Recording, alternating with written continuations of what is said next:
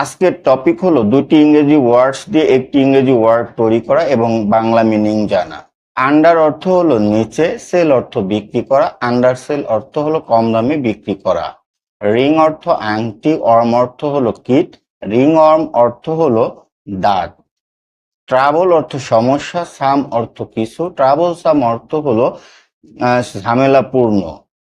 Claim অর্থ হলো দাবি করা, অ্যান্ট অর্থ হলো পিঁপড়া, ক্লেম এবং অ্যান্ট মিলে হয় ক্লেইমান্ট, ক্লেইমান্ট অর্থ হলো দাবিদার।